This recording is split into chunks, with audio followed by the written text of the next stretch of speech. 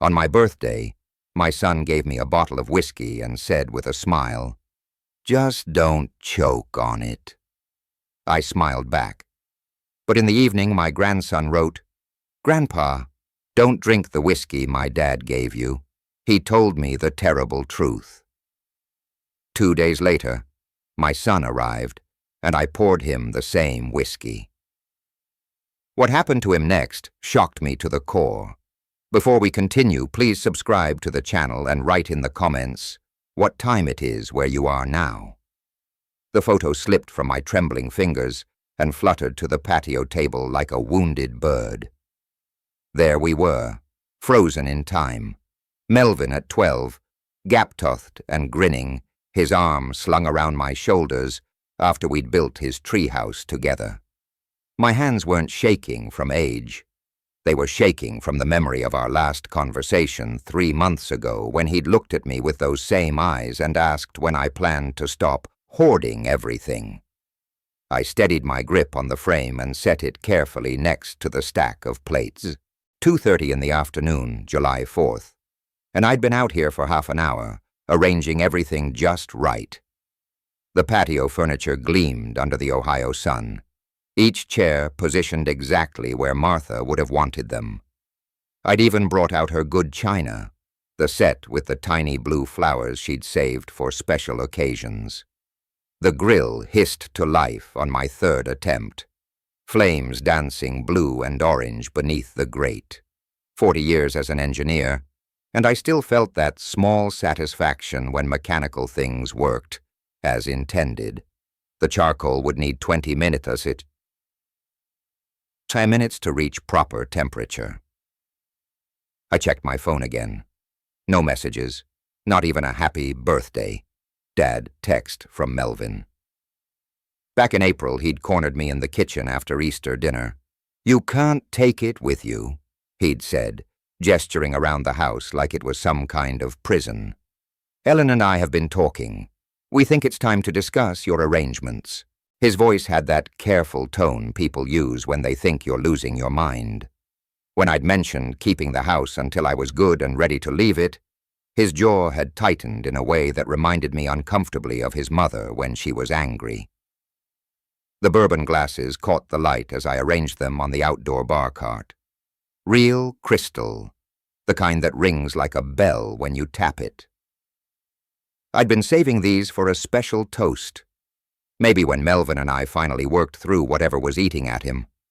Today felt like the right day for new beginnings. My phone buzzed. For a moment my heart lifted, but it was just a spam call about extended car warranties. I let it ring through to voicemail and went back to adjusting the napkin holder for the third time. The red, white, and blue napkins Martha had bought last summer were still crisp in their packaging. She'd been so excited about hosting the 4th of July. Next year, she'd said from her hospital bed, "We'll make it really special." The outdoor speakers crackled when I tested them, then filled the backyard with soft jazz. Neighbors were already firing up their own grills.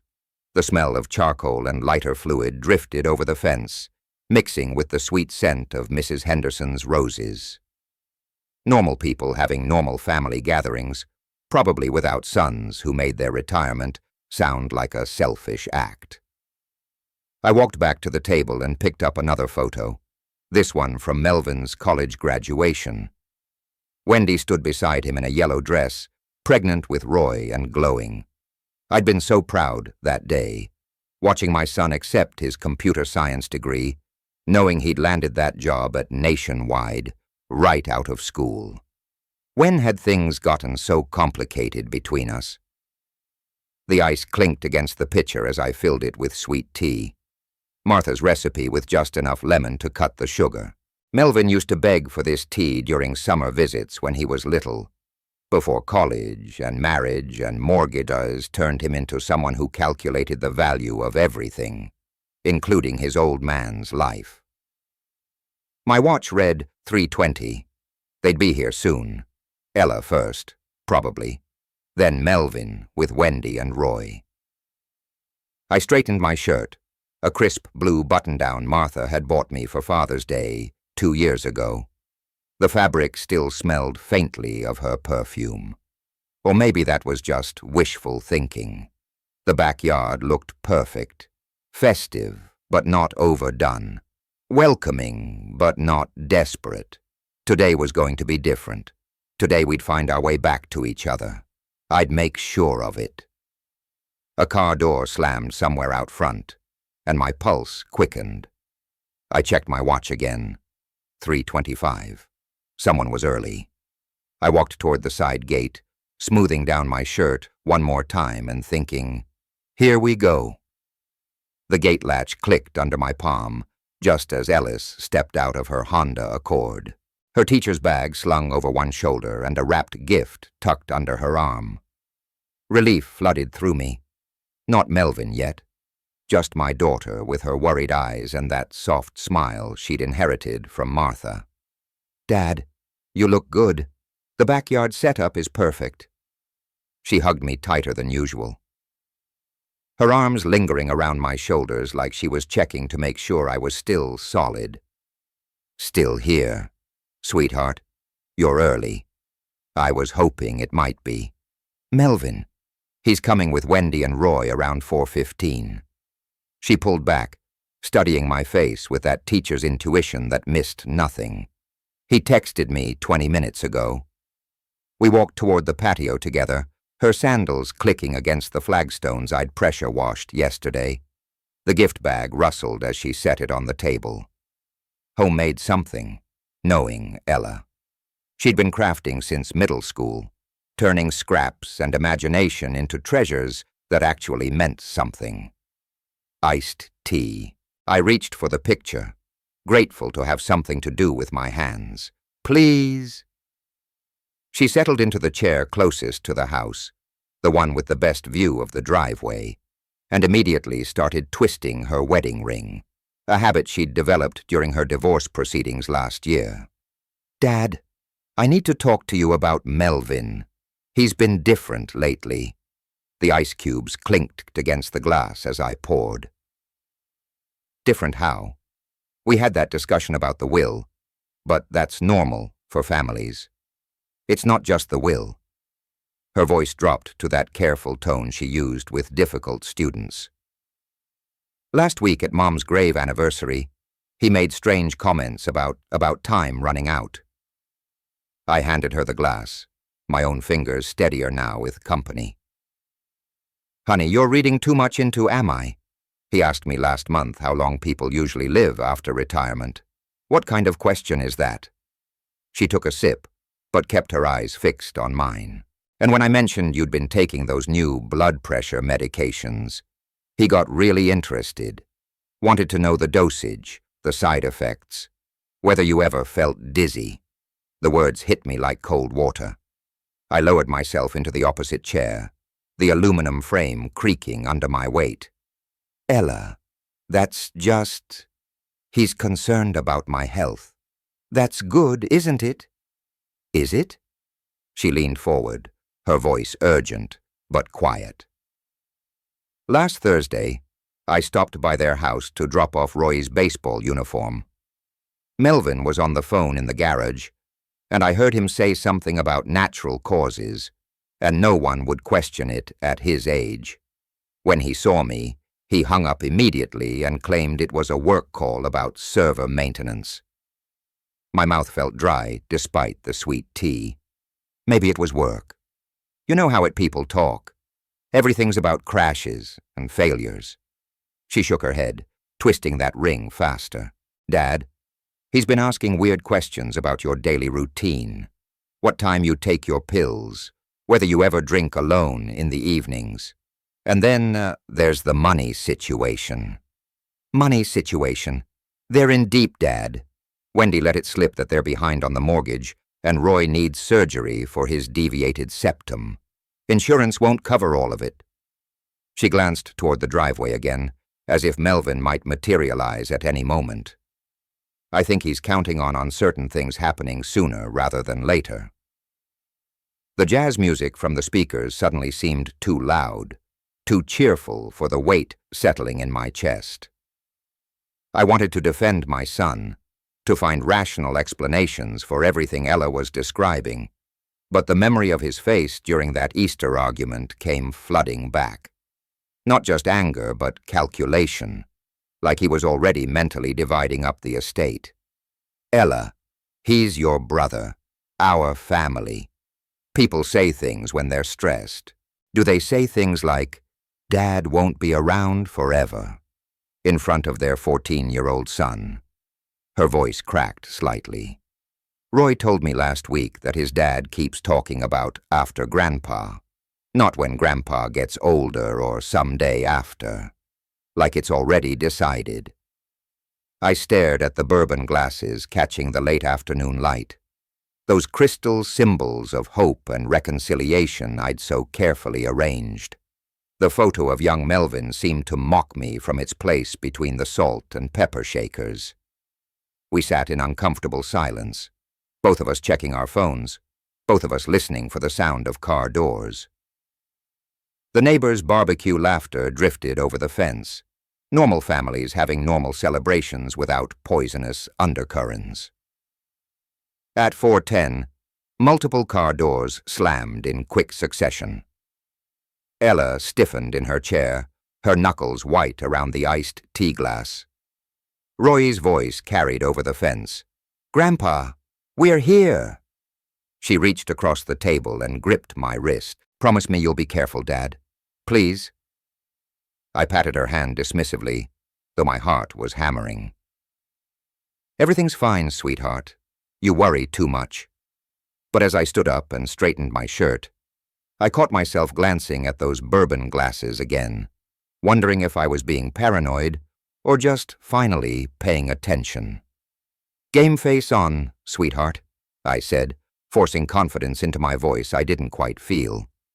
Roy bounded through the gate like a golden retriever puppy, all knees and elbows in genuine joy.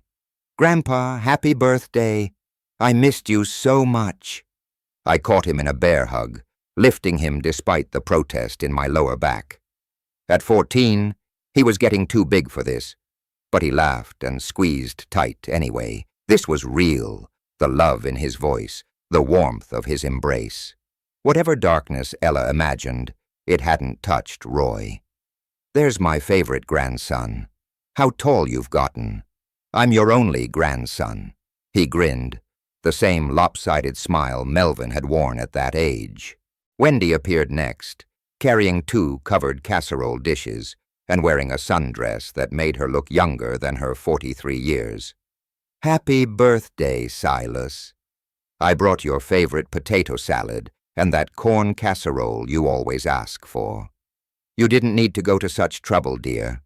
I kissed her cheek, breathing in her familiar vanilla perfume. Wendy had always been the steady one, the peacemaker who smoothed over family tensions with homemade food and genuine kindness. Then Melvin emerged from behind the BMW, moving with careful deliberation. He carried an elegantly wrapped bottle, the kind of presentation that screamed expensive. His smile was perfectly calibrated, warm enough to seem genuine, but his eyes remained flat, calculating. "Happy birthday, Dad." He approached like he was walking through a minefield, each step measured. "I got you something special." The bottle felt heavier than I'd expected when he placed it in my hands. Premium wrapping paper, silk ribbon, the works. Through the tissue, I could make out the distinctive shape of a whiskey bottle. "You didn't need to." Malin 25-year, the good stuff. His voice carried that forced enthusiasm people use when they're trying too hard to sound generous. "Cost me a fortune. But hey, you only turned 75 once, right?" I stared at the bottle, its weight suddenly ominous in my palms. 25-year Macallan. I knew enough about whiskey to recognize we were talking about a 400 a bottle, maybe more. The kind of gift that was either genuinely generous or expensively calculated. "This is very generous, son." The words felt thick in my mouth. Melvin stepped closer, ostensibly to admire the bottle in my hands. His voice dropped to barely a whisper meant only for my ears. "Don't choke on it." The words hit me like a physical blow. I looked up sharply, but his face was already composed in that practiced smile, and he was speaking at normal volume again. "You deserve the best, Dad. Enjoy every drop." The emphasis on every drop sent ice through my veins. I caught Ella watching from the table, her face pale with concern, though she couldn't have heard what I just heard. "Well," Wendy clapped her hands together, oblivious to the undercurrent, "should we get this food set out? I'm starving, and I bet Roy is about to eat his own arm." Everyone began moving toward the table, the moment of horror dissolving into normal family logistics. Roy grabbed plates while Wendy uncovered dishes, filling the air with the scent of mayonnaise and fresh corn. Ella helped arrange serving spoons, shooting worried glances between Melvin and me. I placed the whiskey bottle in the center of the table like a centerpiece, its elegant wrapping catching the dappled sunlight filtering through the oak leaves. Melvin watched me position it, satisfaction flickering across his features so briefly I almost missed it. "Can we eat now, Grandpa? I'm starving." Roy had inherited his mother's practical nature, focused on immediate needs rather than adult complexities. Wendy started passing dishes around the table, chattering about Roy's baseball season and her garden club's latest project. Normal conversation, normal family dynamics. While that whiskey bottle sat between us like a beautiful, expensive threat, I forced myself to smile, to nod at appropriate moments, to ask Roy about his summer reading list, but Melvin's whispered words echoed in my mind. "Don't choke on it. Not I hope you enjoy it, or happy birthday, a warning or a promise." "Let's celebrate," I said aloud, raising my iced tea glass in a toast. Inside my head, a different voice added, "And figure out what the hell just happened." The knife sliced through grilled chicken with surgical precision, but my hands betrayed me with the slightest tremor. Roy held his plate eagerly beneath the carving board, completely oblivious to the tension crackling between the adults, like static electricity. "Grandpa, this smells incredible. I'm starving." His enthusiasm was genuine, infectious, everything I'd hoped this evening would be. "Only the best for my birthday dinner, buddy." I placed the largest piece on his plate, the meat still steaming. The whiskey bottle sat in the center of our table like an elegant monument to whatever game Melvin was playing. Wendy passed dishes with practice efficiency, her cheerful chatter filling the spaces where conversation should have flowed naturally. The potato salad turned out perfect, don't you think? I used your mother's recipe, Silas. Added just a touch more mustard like she always did.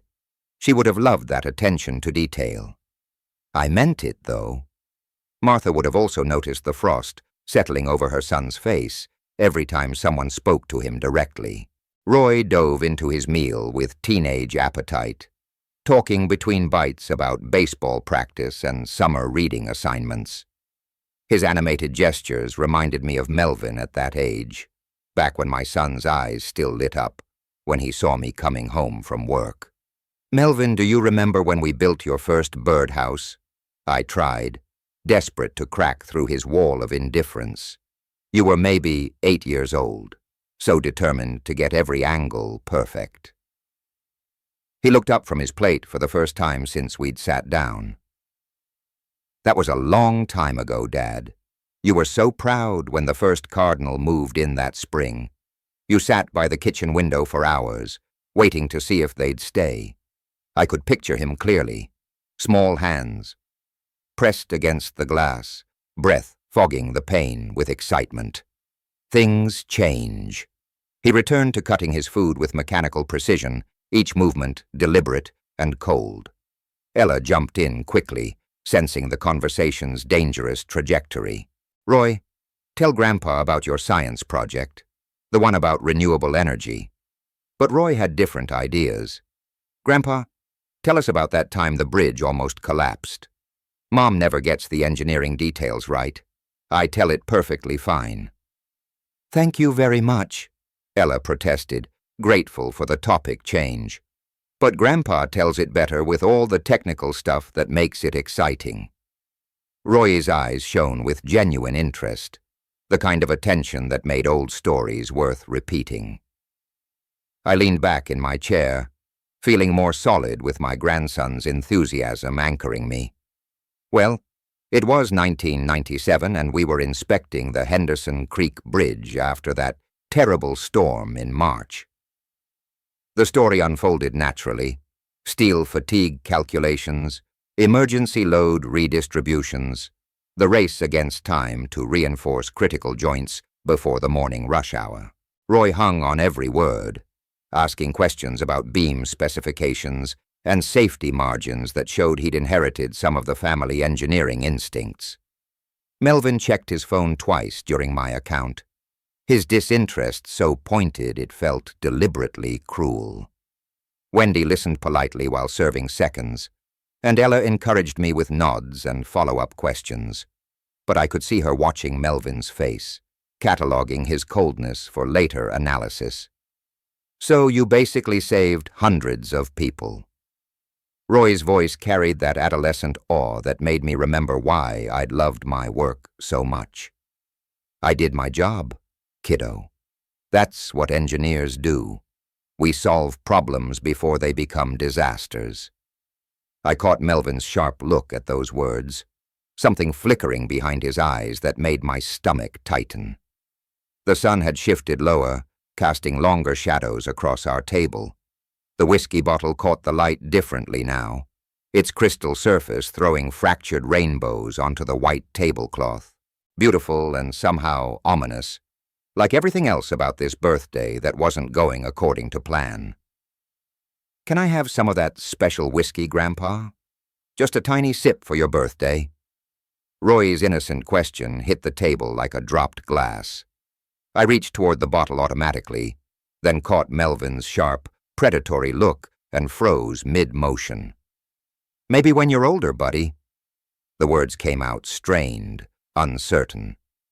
Melvin's expression relaxed slightly, satisfaction replacing alert tension. Ella stood abruptly, gathering empty plates with sudden efficiency. Well, this was lovely, but we should probably— You don't need to clean up, honey, I protested weakly. But Ella was already in motion, stacking plates with the methodical purpose of someone who needed busy work to process complicated emotions. It's no trouble, Dad. She balanced 3 plates in one hand while reaching for serving spoons with the other. Besides, many hands make light work. Roy groaned dramatically from his chair. Do we have to leave already? I don't want to go yet. Can I sleep over? Please, Grandpa. The hope in his voice nearly broke my heart. Next time, buddy. Maybe next weekend if your parents say yes. I ruffled his hair, memorizing the feel of it beneath my palm. I'll even make those chocolate chip pancakes you love. Promise. I'll bring my sleeping bag, and we can watch old movies. His excitement was a bright spot in an evening that had grown increasingly hollow. Promise? The word felt heavier than it should have, weighted with uncertainty. I couldn't quite name. Wendy moved efficiently around the table, gathering her empty casserole dishes and wrapping leftover cake in aluminum foil. Silas, thank you for such a wonderful evening. The grilling was masterful, and that corn salad was perfect with the chicken. It was nothing special, just family time. But even as I said it, I knew it had been something special, just not in the way I'd hoped. Special in its revelation of how far apart we'd all drifted, how much careful choreography it took to maintain even the pretense of closeness. We moved in a familiar dance toward the front yard, everyone carrying something, leftover food, gift bags, the remnants of celebration. Roy dragged his feet, still pleading his case for an extended visit, while the adults gathered jackets and keys with the practiced efficiency of people eager to escape. The evening air felt cooler on the front lawn, filled with the distant sound of fireworks beginning in other neighborhoods. Wendy loaded her dishes into the BMW's trunk, while Roy climbed reluctantly into the back seat, still waving at me through the rear window. "Thanks for dinner, Dad." Melvin's voice carried no warmth, just obligation fulfilled. He extended his hand for a shake instead of the hug I'd instinctively moved toward. "We'll see you soon." His palm was dry, the grip perfunctor and brief. "Son, I hope we can talk more next time." "Really talk? I mean, about everything." "Sure, whatever." He was already turning toward the driver's seat, eager to put distance between us. Ella lingered, her keys jingling nervously in her hand. "Dad, call me tomorrow, okay? Just to check in." "I'm fine, sweetheart. Stop worrying about your old man." I forced lightness into my voice, though her concern was starting to feel prophetic rather than paranoid. "I can't help it. That's what daughters do." She hugged me tighter than usual. Her face pressed against my shoulder for an extra moment. When she pulled back, her eyes were bright with unshed tears. "I love you. You know that. I love you too, baby girl. Drive safe." 2 cars pulled away from my curb in succession. Melvin's BMW disappearing quickly around the corner without a backward glance. Ella's Honda following more slowly, her hand waving through the driver's window until the darkness swallowed both vehicles. I stood alone in my front yard, porch light casting a yellow circle around my feet, listening to the silence that rushes in after departing family. The evening felt unfinished, like a song that ended on the wrong note. Inside, the kitchen looked like the aftermath of good intentions. Dirty plates waited beside the sink. Serving spoons scattered across counters, the whiskey bottle sitting prominently where I'd left it. The elegant packaging seemed to mock me now. All that expensive presentation for what? A dinner that revealed more fractures than it healed. I picked up the bottle hefting its weight, studying the label with new attention. Macallan 25-year, the kind of whiskey that costs more than most people spent on groceries in a month. Either an extravagantly generous gift or an expensively calculated one. The crystal felt cold in my hands despite the warm evening. Maybe one glass wouldn't hurt. It was my birthday, after all, and if the day had taught me anything, it was that hoping for reconciliation was probably naive. Sometimes a man just needed a drink to wash down disappointment. I reached for a clean glass from the cabinet, then paused as my phone buzzed against the counter. The phone screen lit up with a text notification, and I set down the whiskey glass to read what I assumed would be a belated birthday message from a neighbor or old colleague. Instead, Roy's name appeared above words that made my blood freeze. "Grandpa, don't drink the whiskey Dad gave you." I stared at the message, reading it 3 times before the meaning penetrated. My fingers fumbled as I typed back, "What? Why would you say that?" The response came quickly with the lightning speed only teenagers possessed. I saw him put something in it, something bad. I wasn't supposed to see, but I did. The kitchen tilted around me. I gripped the counter's edge, my knuckles white against the dark granite. "What do you mean, something bad? What did you see exactly?" 3 dots appeared, disappeared, appeared again, as Roy typed and retyped his response. Finally, he had a little bottle and poured stuff in. Then he shook it up. I asked what he was doing, and he got really mad and said, "Never mind." My legs gave out.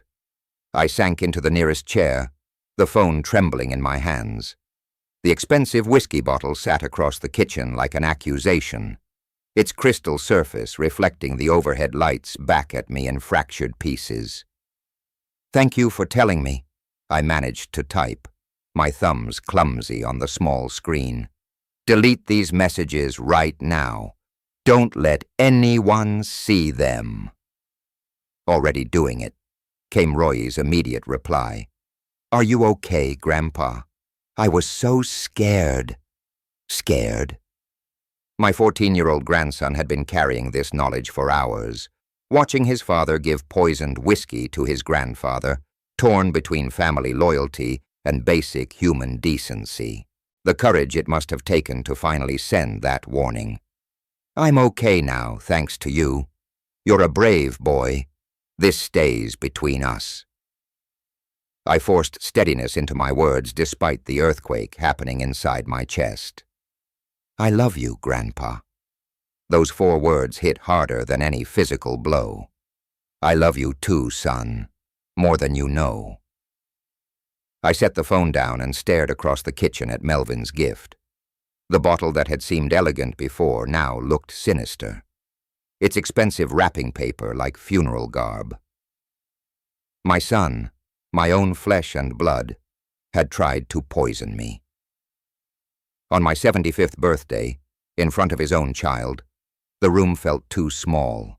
Suddenly, walls pressing in as the full weight of betrayal settled over me. I moved to the living room, needing space to process what Roy had revealed. Every detail from dinner took on new meaning. Melvin's cold satisfaction when I'd reached for the bottle, his emphasis on enjoy every drop, the way he'd watched my reactions with predatory patience. "Don't choke on it." Not a casual comment, but a promise, a threat, a preview of what he hoped would happen when I drank alone later, when there would be no witnesses to what looked like natural causes at my age.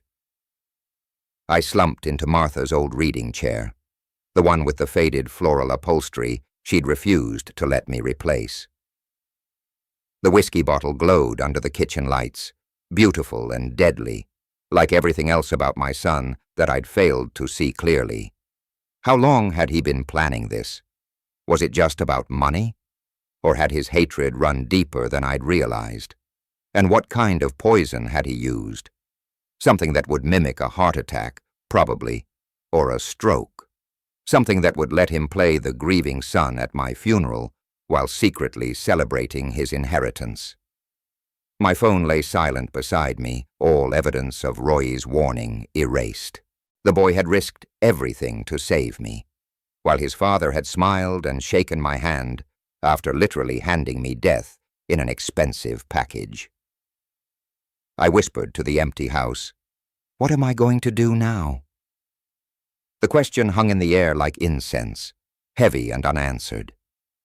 My 75th birthday had become the day I learned my son wanted me dead, and the only person who tried to save me was a 14-year-old boy caught in an impossible situation.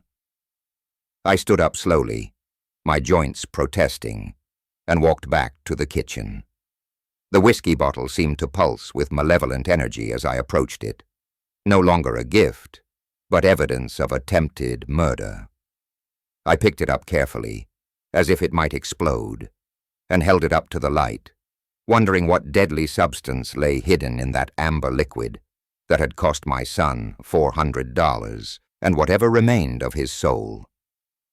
Sleep had been impossible. I'd spent the night staring at that whiskey bottle, Roy's warning echoing in my mind like a prayer I couldn't stop repeating. By 8 o'clock a.m., I was dressed and researching forensic laboratories online, my engineering background demanding concrete evidence before I could accept the unthinkable truth about my son. The Ohio Forensic Lab occupied a sterile building downtown, all glass and steel, that reminded me of the corporate offices where I'd once presented structural analyses to skeptical clients. I carried the whiskey sample in a sealed mason jar, the amber liquid sloshing gently as I walked through automatic doors into an environment that smelled of antiseptic and determination. What type of analysis are you requesting, Mr. Mills?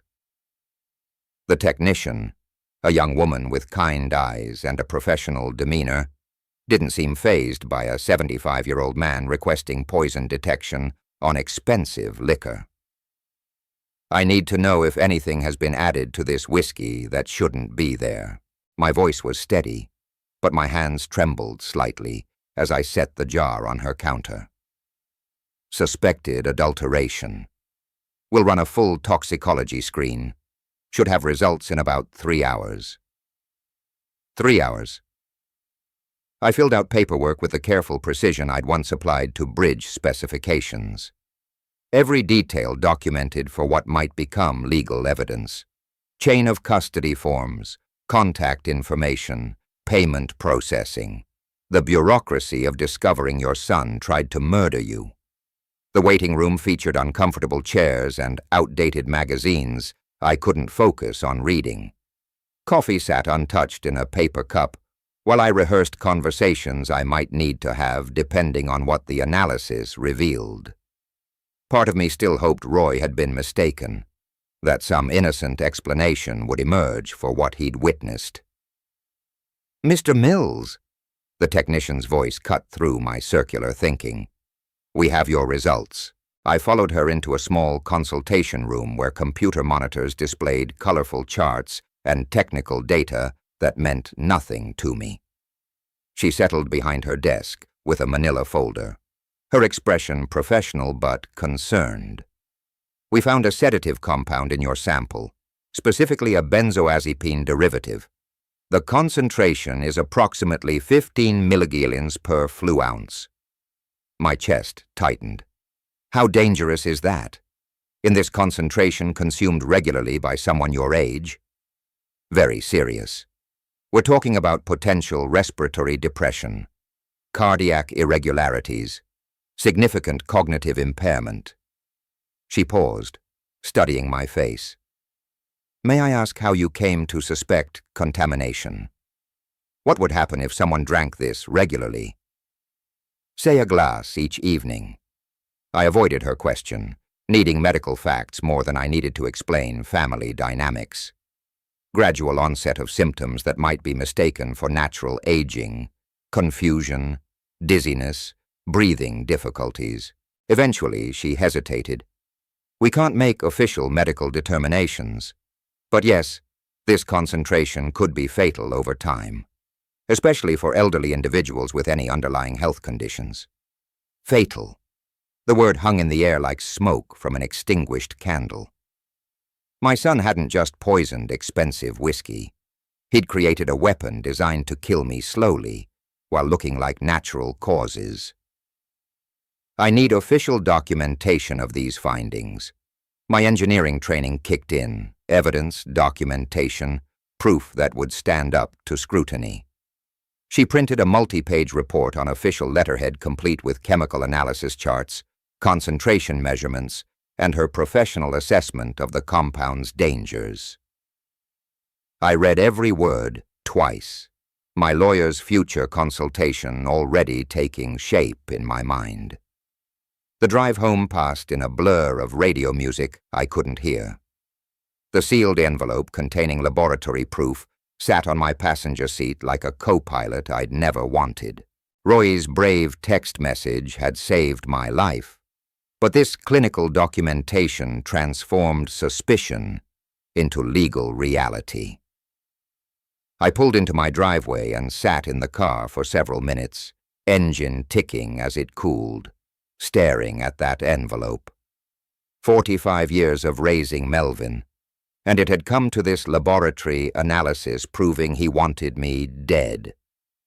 Time to remember everything I'd sacrificed for that boy. Time to understand exactly what his betrayal had cost us both. The living room looked like a forensic accountant's office by 300 p.m. photo albums sprawled across the coffee table alongside manila folders stuffed with receipts, canceled checks, and loan documents I'd preserved with the methodical care of a man who believed family investments mattered. I'd spent 3 hours after returning from the lab systematically gathering evidence of my generosity, pulling files from desk drawers, retrieving boxes from closets, assembling a chronological record of everything I'd given my son over 24 years of unconditional support. The university folder was thickest: Ohio State engineering tuition receipts from 2001 through 2005. Each semester paid in full, despite the overtime shifts I'd worked to cover. Costs my salary couldn't absorb. $127,000 in education expenses documented down to the last textbook reimbursement. I found the photo from Melvin's graduation day, both of us grinning in the May sunshine, his cap slightly askew, my face radiating the pride that made every extra hour worthwhile.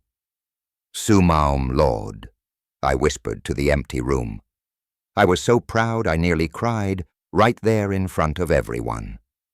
The mortgage documents came next, August 2008, right after the market crash, when first-time buyers couldn't get financing without substantial down payments.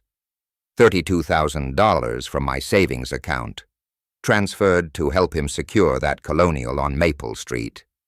The paperwork still bore my signature as co-signer, guaranteeing a loan he described as temporary assistance. "Just until I get established."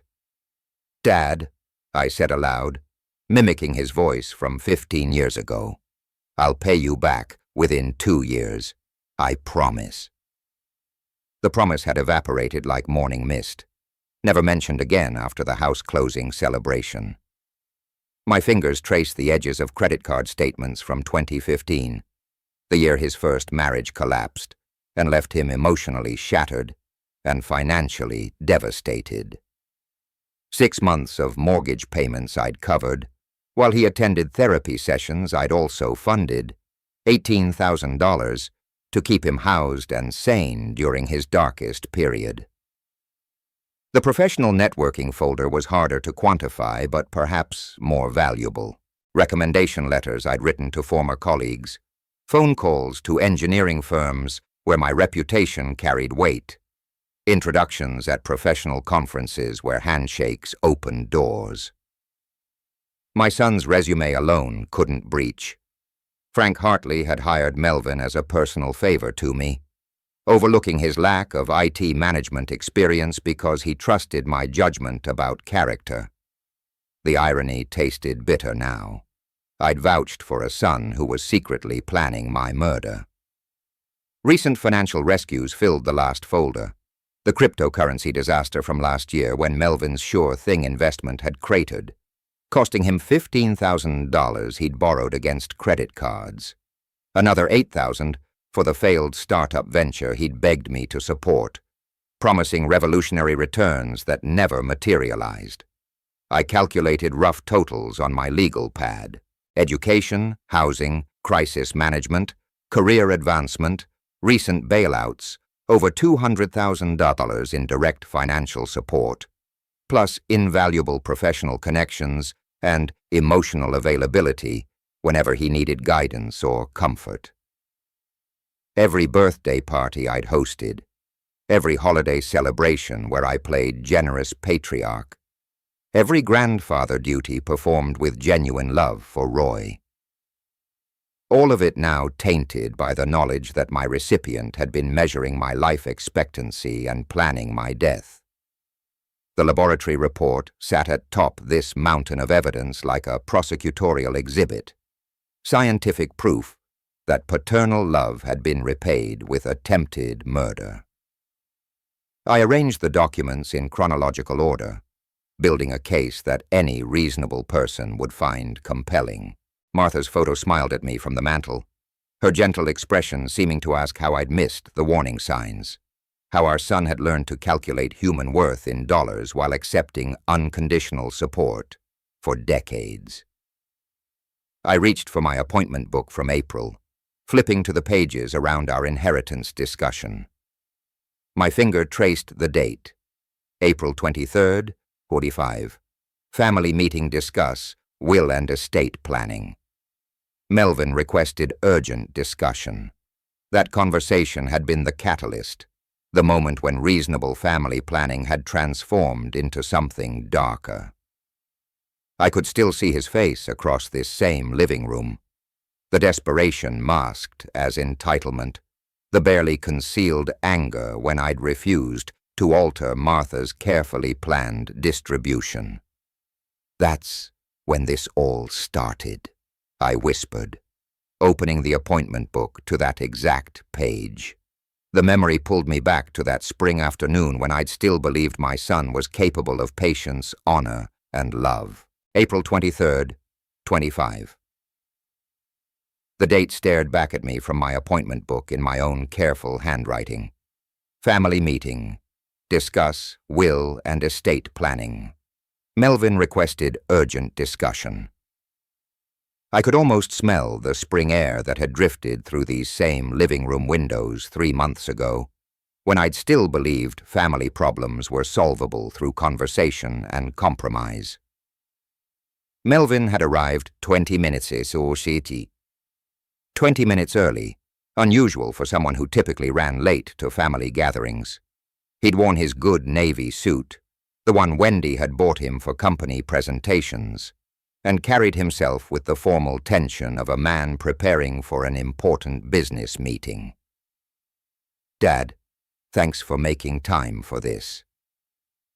His handshake had been firm but damp, nervous energy radiating through his carefully controlled demeanor. I know estate planning isn't the most comfortable topic. We'd settled into these same chairs, him on the sofa, me and Martha's reading chair where I sat now, surrounded by evidence of his betrayal. For the first 15 minutes, conversation had flowed naturally. Roy's baseball season, Wendy's garden club activities, his latest projects at work. Then his posture had shifted, shoulders squaring like a soldier preparing for battle. "Dad, we need to talk about your will." "What about it?" "Everything's handled through Morrison and Associates. Martha and I set it up properly years ago." I'd been genuinely puzzled, seeing no reason to revisit carefully made plans. "That's just it.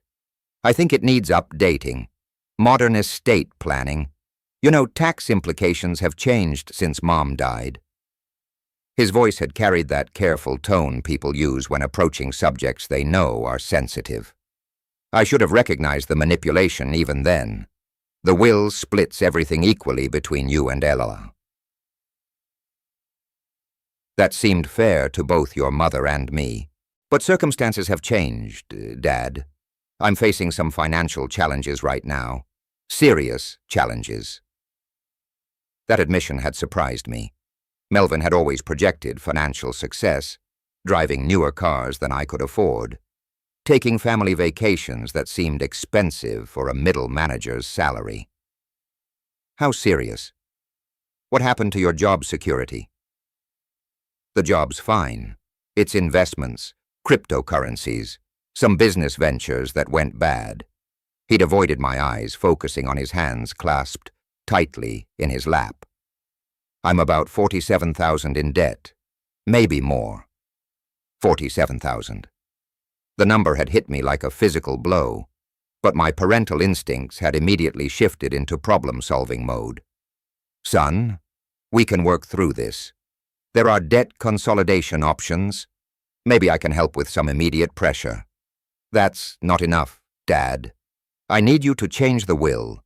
Give me a larger percentage of the inheritance." His interruption had carried a hardness I'd rarely heard from him, desperation wrapped in demand rather than request. "She doesn't need it like I do. Ella has her teaching pension, her ex-husband's alimony payments, no major debt. She's financially stable. That's not how family inheritance works, Melvin. Your mother specifically wanted equal treatment. You've always favored her." His voice had risen sharply, years of perceived slight suddenly boiling over. The perfect daughter with her perfect teaching career, never asking for help, never making mistakes. That's not true, and you know it. I've supported both of you equally." "Supported? Dad, I'm your son. I carry the Mills family name. Ah, I should inherit the house, the majority of your assets. The entitlement in his voice had been breathtaking. This wasn't financial desperation. It was calculated selfishness dressed up as family tradition. You'll inherit fairly when the time comes naturally. When will that be, Dad? When you're 90? 100? His mask had finally slipped completely, revealing something ugly underneath.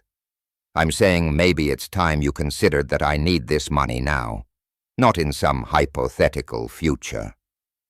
The room had gone silent, except for my heartbeat thundering in my ears. My own son had just suggested I was taking too long to die, that my continued existence was financially inconvenient for his immediate needs. Get out! The words had come from somewhere deep and cold inside me. Just get out of my house. He'd left without another word, slamming the front door hard enough to rattle windows. I'd stood in the same living room afterward, wondering where I'd failed as a father, how I'd raised someone capable of such mercenary calculation about his parents' mortality. Present-day me closed the appointment book with finality. That argument hadn't been the end of our conflict. It had been the beginning of his murder plot. When reasonable persuasion failed, he'd simply escalated to more direct methods. This is where it started, I said quietly to the empty house. And this is where I'll finish it. I reached for my phone, scrolling through contacts until I found Morrison and Associates. Time to make some changes to my will, but not the changes Melvin had demanded 3 months ago. Morrison and Associates occupied the 15th floor of a downtown Columbus office building, its mahogany-paneled conference rooms designed to handle the weighty matters of estate planning and family law.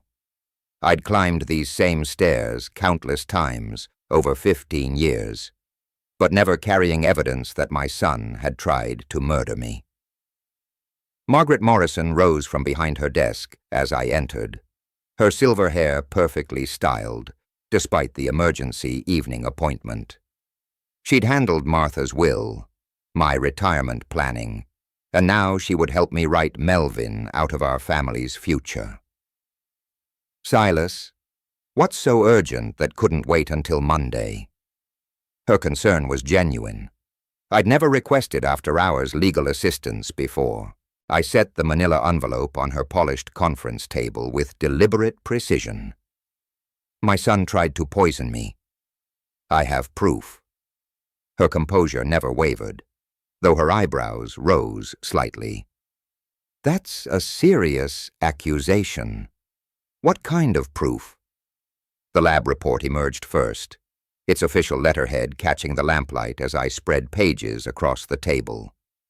Ohio Forensic Lab, benzoazepine derivatives, and expensive whiskey Melvin gave me for my 75th birthday. Margaret studied the technical analysis with the thoroughness that had made her Columbus's most respected estate attorney. This shows deliberate adulteration with sedatives.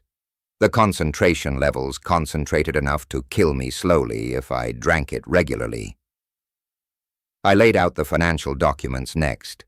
Decades of support, hundreds of thousands in assistance, a pattern of generosity repaid with attempted murder. Have you contacted police? Not yet.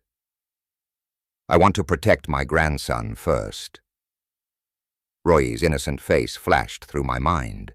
The boy who'd risked everything to save me. Everything needs to go to him through an irrevocable trust. Margaret leaned back in her leather chair, processing the magnitude of what I was proposing. That's a significant change from your current will. Are you certain about completely disinheriting Melvin? He forfeited his inheritance when he tried to murder his father. The words came out flat, emotionless. Engineering problems required engineering solutions. I want Roy protected from his parents accessing any funds. We spent the next hour crafting legal architecture that would ensure my grandson's future while punishing my son's betrayal. Irrevocable trust fund educational expense priorities. Trustee provisions managing disbursements until Roy reached 25. Margaret's fingers flew across her laptop keyboard, translating my protective instincts into legally binding language. The trust will need specific provisions about Roy's parents being unable to access funds, even as his guardians, she explained, pulling up precedent cases on her computer screen. Perfect. Make it bulletproof. The document printing took 20 minutes. I watched each page emerge from her high-end laser printer, legal terminology that would reshape my family's destiny, appearing in crisp black text.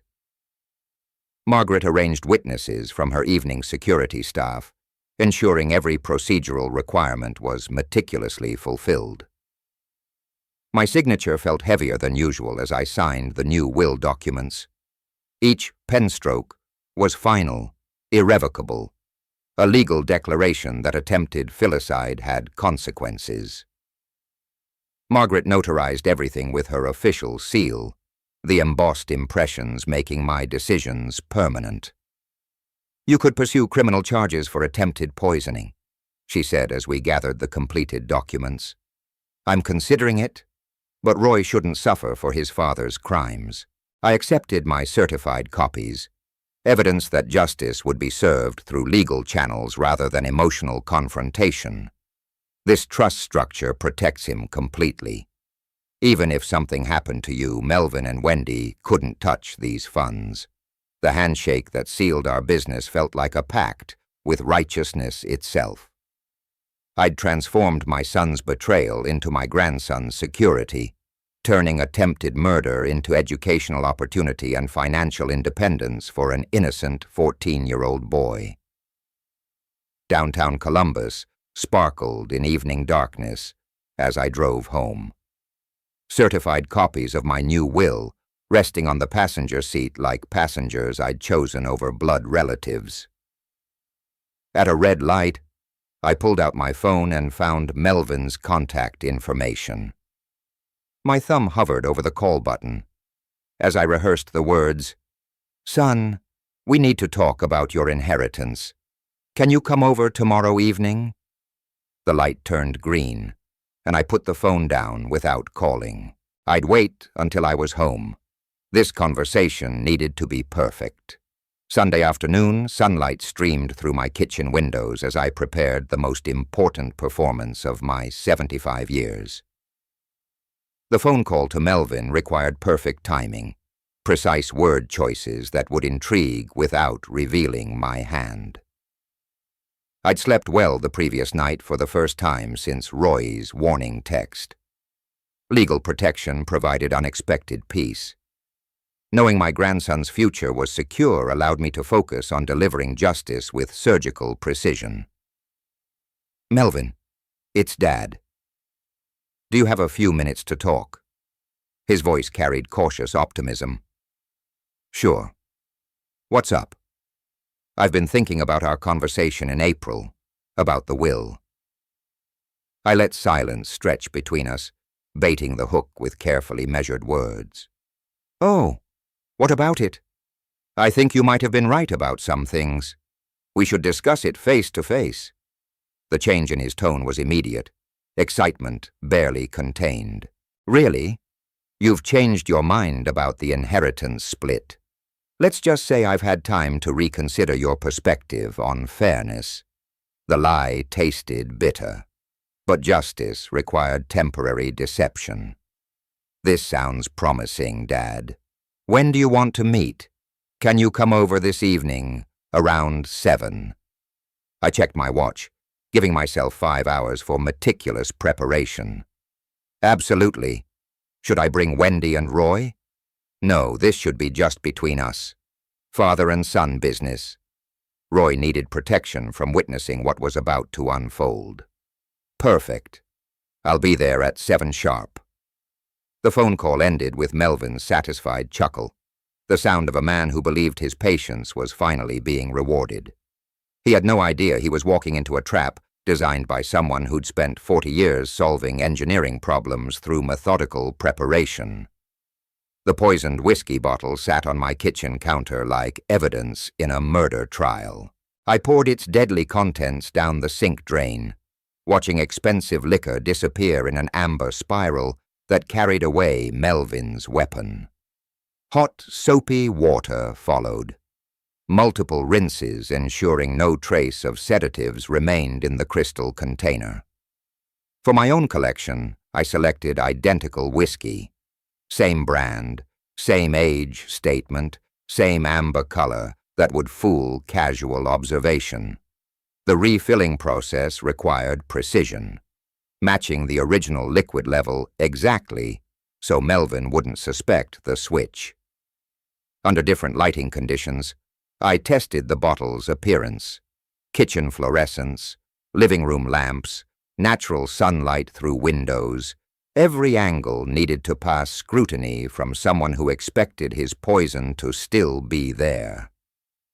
The living room staging took an hour of careful arrangement, chairs positioned for face-to-face confrontation, coffee table centered to hold the whiskey bottle like a centerpiece of deception. I placed the lab report just out of immediate sight, but within easy reach for the dramatic reveal. My rehearsal involved practicing every word, every gesture, every pause that would maximize psychological impact. I'd offer him the whiskey first thing, watch his eager acceptance of what he believed was still poisoned. Let him drink, let him panic when I revealed the switch, then systematically destroy his world with evidence, legal consequences, and permanent banishment. Watch his reaction when he thinks it's still poisoned, I said aloud to my empty house, rehearsing the confrontation like an actor preparing for opening night. The backup evidence, financial documents, photographs, legal papers, waited in strategic locations around the room. Every piece of ammunition for our final battle arranged within arm's reach. At 6:45, I checked my preparations one final time. Whiskey bottle gleaming on the coffee table. Evidence folders strategically placed. Chairs positioned for maximum confrontational impact. Everything perfect for delivering justice to someone who'd tried to serve me death in an expensive package. Car headlights swept across my front window 10 minutes early. Through the glass, I watched Melvin get out of his BMW, straightening his suit jacket with the confidence of a man expecting good news about inheritance acceleration.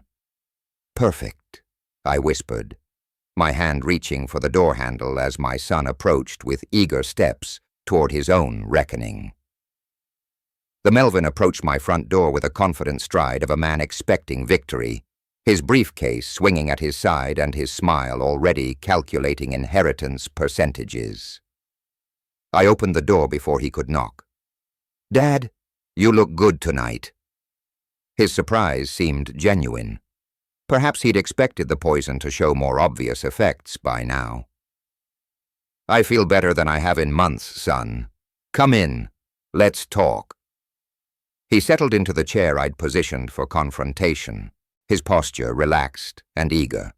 The briefcase rested against his leg, probably containing legal documents he hoped I'd sign, transferring wealth from living father to impatient son. "Thanks for calling, Dad. I'm glad you finally want to discuss the inheritance properly." His eyes swept the room, landing on the whiskey bottle centered on my coffee table like a golden trophy. "Oh, we're definitely going to discuss inheritance tonight." I moved toward the bottle with ceremonial precision. "But first, let's have a drink. I opened that lovely whiskey you gave me for my birthday." His face lit up with satisfaction. "That's perfect. It's good whiskey, isn't it? Top-shelf quality." I poured 2 glasses with steady hands, the amber liquid catching lamplight like liquid sunset. "Let's find out together. A toast to family." I raised my glass, waiting for him to mirror the gesture. To family. He lifted his whiskey eagerly. No hesitation. No second thoughts about drinking what he believed was still laced with sedatives designed to kill his father slowly. The liquid touched his lips. He swallowed a generous sip, then another, his eyes closing briefly in appreciation of the expensive flavor. When he opened them, I was staring at him with cold intensity. How does it taste? The same whiskey you gave me 3 days ago.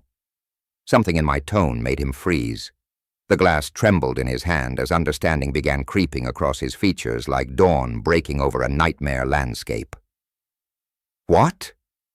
He set the glass down abruptly, liquid slushing. What are you talking about?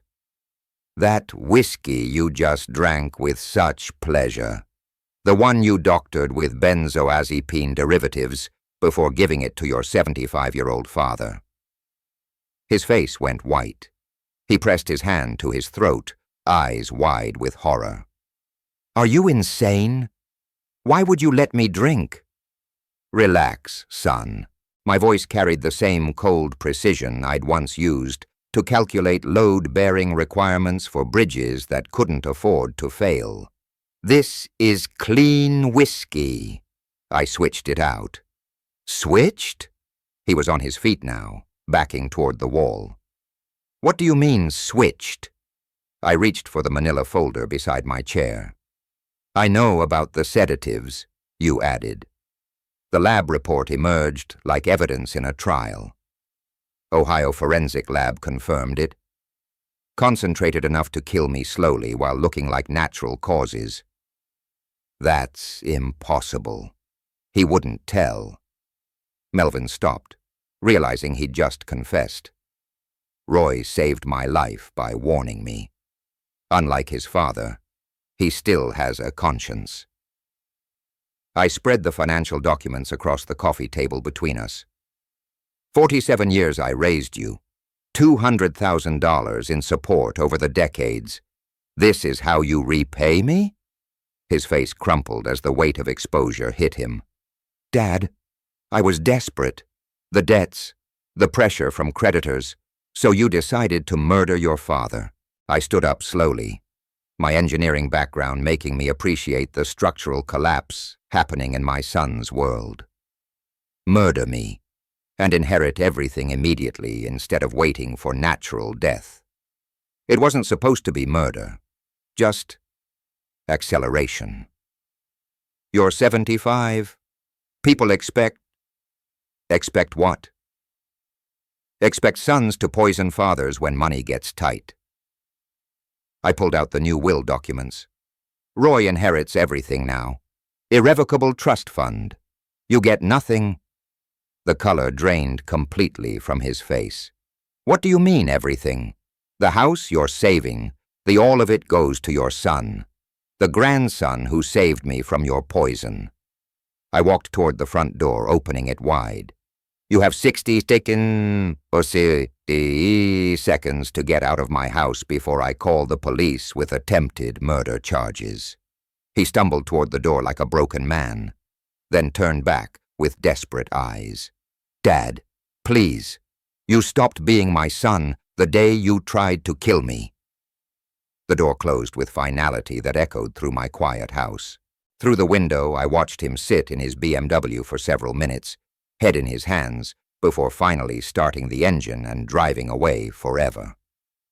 I returned to the living room and poured myself a small glass of clean whiskey.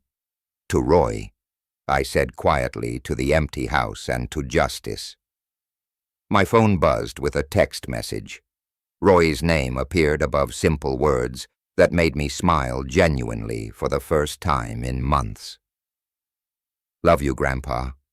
Justice had been served. Family had been protected. And somewhere in the distance, cart tail lights disappeared into the darkness, carrying away the son I'd raised, who'd chosen money over love, murder over patience, betrayal over family. I raised my glass one final time to Martha's photograph on the mantel. She would have been proud of how this ended, not with violence or hatred, but with protection for innocence and consequences for betrayal. The whiskey tasted like resolution. If you like this story, please like this video. Subscribe to the channel and share your impressions of this story in the comments. To listen to the next story, click on the box on the left. Thank you for watching.